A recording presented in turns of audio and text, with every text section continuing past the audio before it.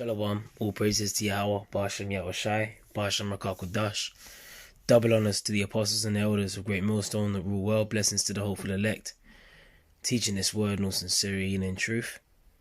It's your brother Carl Bayer from the GMS England camp, coming back at you with another video, and pretty much stumbled across this information here on the BBC.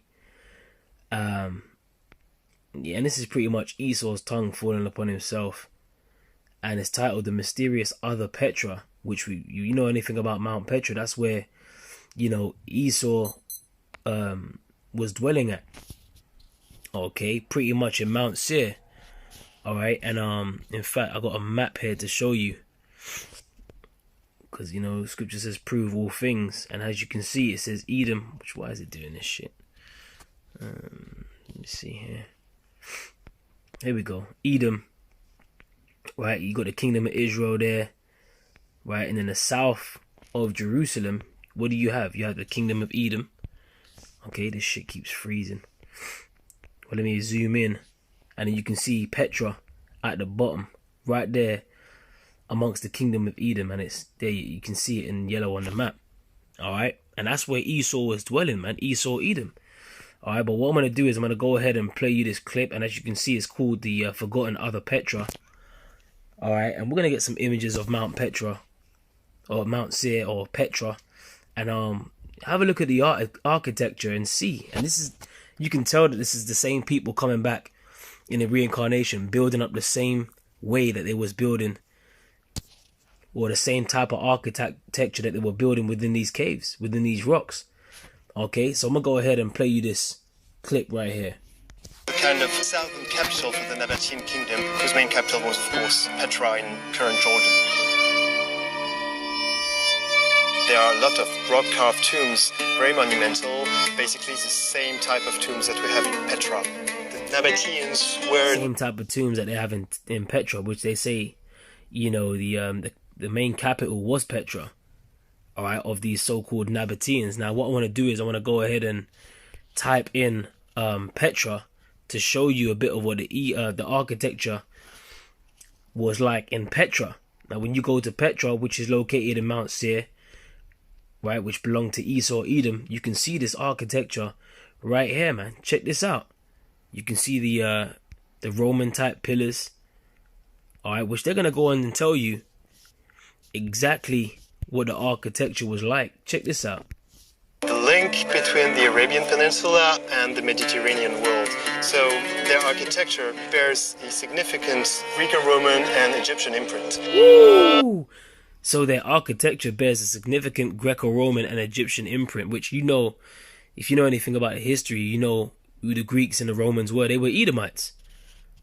Alright, if you know anything about the Greeks, back in the time of Alexander the Greek, the scriptures speak about in 1 Maccabees. In fact, let me go ahead and get this. In 1:7, it says, so Alexander reigned 12 years and then died, and his servants bare rule, everyone in his place. And after his death, they all put crowns upon themselves, and so did their sons after them many years. And evils were multiplied in the earth. Why? Because they're the wicked that the Bible speaks of. And it's nothing new. Like, the earth has been given into the hand of the wicked in these last days. Okay, Esau, Edom is still in rulership to this day, right? And there came out of them, Salakia, a wicked root, Antiochus, surnamed Epiphanes, son of or some say Antiochus, Antiochus the king, who had been a hostage at Rome, and he reigned 137th year of the kingdom of the Greeks. Right? So what did it just say? Evils were multiplied in the earth. And they like to say civilization started with the Greeks, but guess what? This architecture bears a similar resemblance to the Greeks and the Romans, which they were Edomites. Okay? And this is nothing but the Roman Empire reincarnated. This is the deadly wound being healed. Alright, this is showing you that. And I'm going to play a bit more of the clip because you're going to see something else, which is a dead giveaway in this video. Talking about a certain bird that they reverence over here. Well, that's carved in this rock. And this blew my mind, man. Check this out. You can see how big is their relationship with the Roman. Through the columns, the eagles. Woo! How big is through the columns and what? The eagles. What do you see there, brothers? The eagle, right at the top, they reverence the eagle. How big is their relationship with the Greeks because of the triangles and with the eagle? Let me play that back, man, because this is Esau's tongue is falling upon himself. Greek and Roman and Egyptian imprint. You can see how big is their relationship with the Roman through the columns, the eagles. How big is their relationship with the Greek because of the triangles, with the Egyptian, with the Persian, with all around neighbors. You already know it. Esau also ruled in the land of Egypt as well. All right, when you're dealing with Ptolemy, right? When you're dealing with the time of Alexander and these 4 generals after him, they ruled in the land of Egypt too. All right. And that's why, you know, their architecture, look, man, this is like so, like, this is the truth. And if you don't believe this is the truth, then there's nothing that, you know, pretty much you're lost, man. You know, you're just lost in these last days. Let me go ahead and get a scripture. Let me go ahead and get Obadiah first. All right. In fact, let me get, let me get Obadiah chapter 1. And I'm going to start from the top. It says, the vision of Obadiah, saith the Lord Yahweh power, concerning Edom. We have heard a rumor from the Lord Yahweh, and an ambassador is sent among the heathen. Arise ye, and let us rise up against her in battle. Behold, I have made thee small among the heathen. Thou art greatly despised. The pride of thine heart hath deceived thee, thou that dwellest in the clefts of the rock. Right? Thou that dwellest in the clefts of the rock. And what do you see right here? Esau was dwelling among the clefts of the rock, man. Right? And they like to prize themselves and calling themselves Caucasian, which when you look up the word Caucasian, what does that mean? That means a cave dweller. Right? Let's go ahead and Caucasian definition real quick. Right? It says white-skinned of European origin, which really they're red, they're not white-skinned. A white person, a person of European, a Persian from the Caucasus, right? A Persian from the Caucasus, right? Which, now let's look up Caucasus, right? Caucasus, right? It says, Caucasus or Caucasia is a region between the Black Sea and the Caspian Sea, mainly occupied by Armenia, which I want to get the, because it used to say cave dwellers. Let me see, Caucasian. Salakia, bear with me, right? Because we gotta get this. Get Caucasian here. I don't know if I missed it here.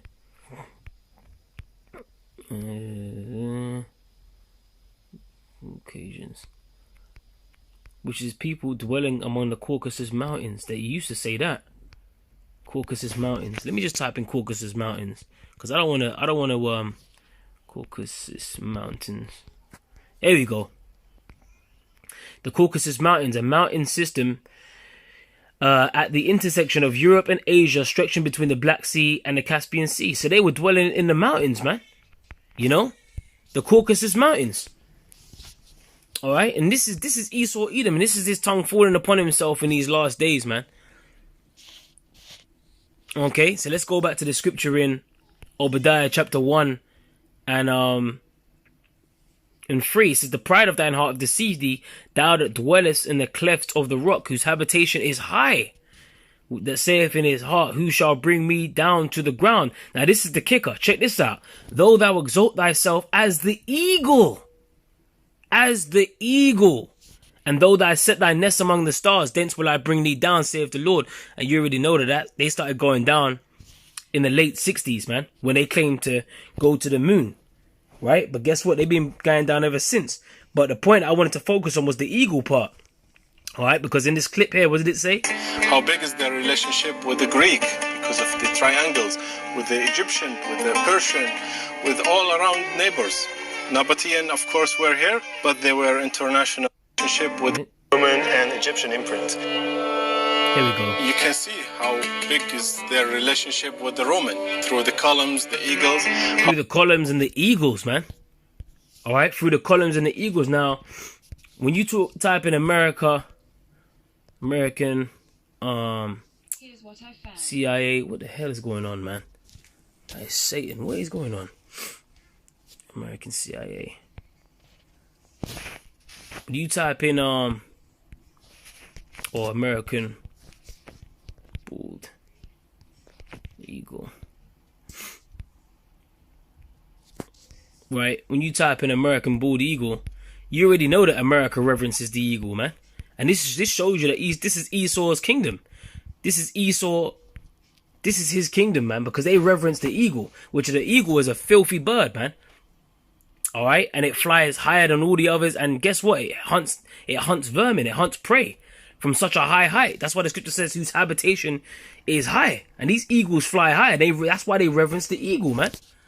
All right, let me type in America and the eagle, and there was a movie that came out called The Eagle, right, which pretty much went into the decline of the Roman Empire, the pagan Roman Empire, when Rome was pretty much losing its power, losing its grip. All right, and they were fighting against the barbarians, man. There's a film called The Eagle, I believe Channing Tatum starred in it, and they always carried around an eagle with a pretty much it was like a golden eagle. With every legion, they used to carry around a golden eagle, man. They even show you that in a new show called Barbarians on Netflix, man. And they showed you that the barbarians, they wanted to take the eagle because it was such a great symbol towards for the Romans. Okay, let me type in. Let me go ahead. The American eagle.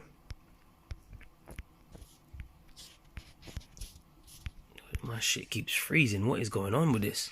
That is Satan. Give me a sec.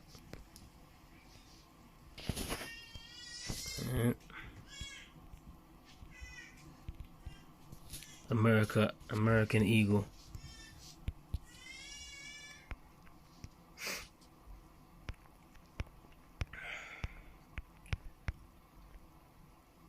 There you go.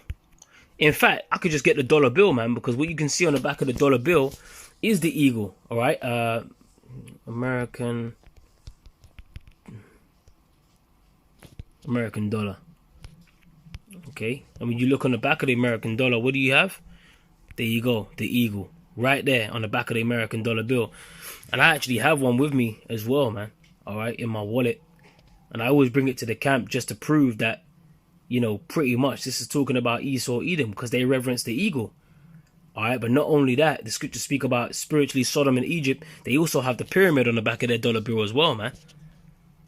All right, because Esau reverences the ancient pagan gods of old, man. All right, so this is pretty much, you know, Esau's tongue falling upon himself in these last days, man. All right, their tongue shall fall. See if we can quickly get this scripture. All right, this is Psalms chapter 64. Let me go ahead and pull it up in the blue letter. Psalm chapter 64, and you can start from the second verse on that. Right, this is Psalm 64 and 2. Hide me from the secret counsel of the wicked, which who is the wicked according to the scriptures? Esau, Edom. You can read that in Malachi 1 and 3 and 4. Right, they're known as the borders of wickedness, man. Right, that's who the wicked is. From the insurrection of the workers of iniquity, who whet their tongue like a sword and bend their bows to shoot their arrows, even bitter words, that they may shoot at the secret and perfect, and suddenly do they shoot at him. Right? That's not the scripture I wanted. Let me go to verse 8, straight to the point. Right, this is verse 8. So shall they make their own tongue to fall upon themselves. All that see them shall flee away. All right, so we're living in a time where Esau's being laid bare in these last days, man. All right, and his shame is being seen. Jeremiah 49 and 10, I have made Esau bare. I have uncovered his secret places. Yeah, the secret counsel of the wicked has been uncovered. All right. Hey, there's this one saying in the world. What did they used to say? The greatest trick the devil ever pulled was convincing the world that he doesn't exist. Well, guess what? Everyone knows he exists, and the devil is a so-called white man. Right? The physical counterpart of the spiritual demon Satan, even though he's transformed himself into an angel of light, he's being revealed in these last days. And he shall not be able to hide himself. You can't hide, man. And your own tongue is falling upon yourselves. Here it is in 2020. You're going to make a video like this exposing who you are, linking yourselves to those that used to dwell at Mount Petra, linking yourselves to the Edom or Esau Edom, right? This is on the BBC, the mysterious other Petra. architecture bears a significant Greek and Roman and Egyptian imprint.